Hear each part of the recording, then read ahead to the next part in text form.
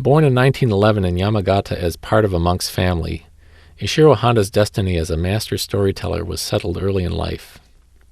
Fond of watching movies, he would often study the narrator of silent films and then return home to tell the same story in detail to his father, who as a monk never attended films.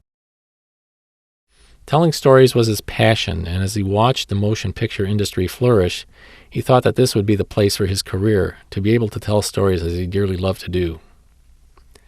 He attended Nippon University, studying in the arts department, and after graduation he went to work for the filming company PCL, Photography Chemistry Laboratory, in 1933, just after the company had completed construction of a large shooting studio.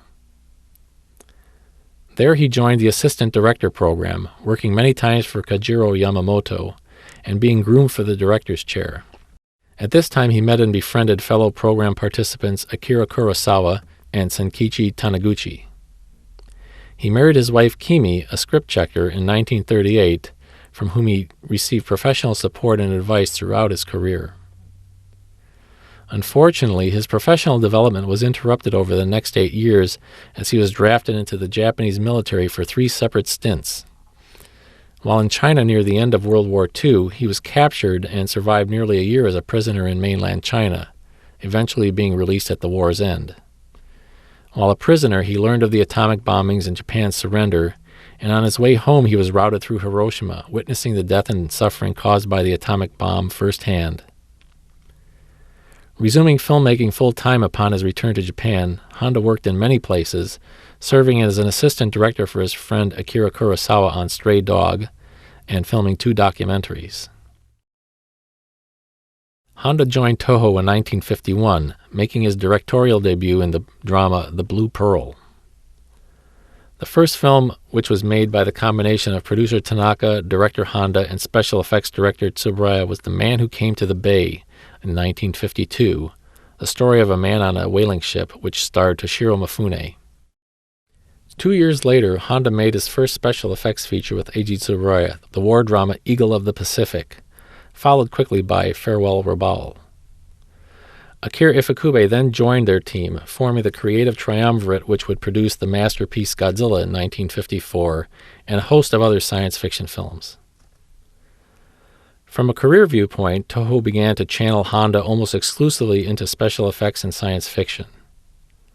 While being unable to pursue his own goals and fully express his own ideas, Honda never complained, and he worked in earnest to make any project he was assigned to his best.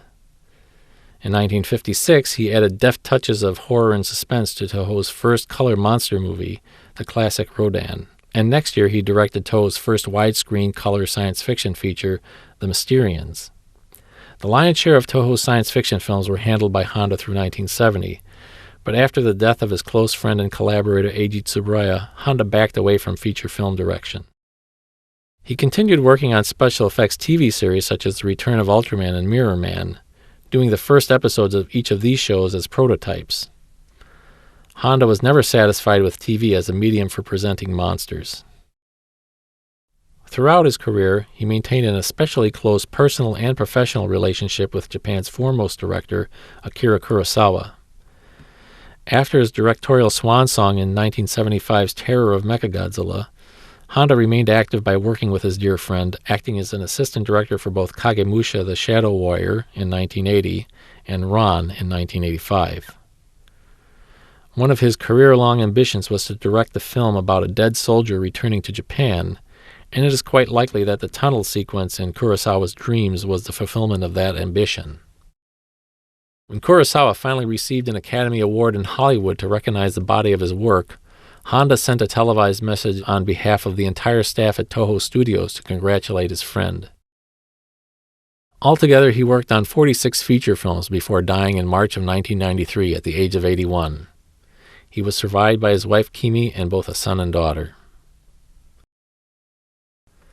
Although his career ultimately became defined by his work on monster and science fiction films, Honda never felt embarrassed or regretful about this. In fact, he enjoyed working on these films a lot, though he preferred straight science fiction to monsters as it was the ideal place for him to express his optimistic view of world cooperation in the face of disaster. The appeal of his films owed a great deal to his approach to the genre of science fiction, disregarding the basic scientific impossibility of the story and treating the situation as if it were real. It was the only way to sell the audience on the film without having it appear as a kind of parody.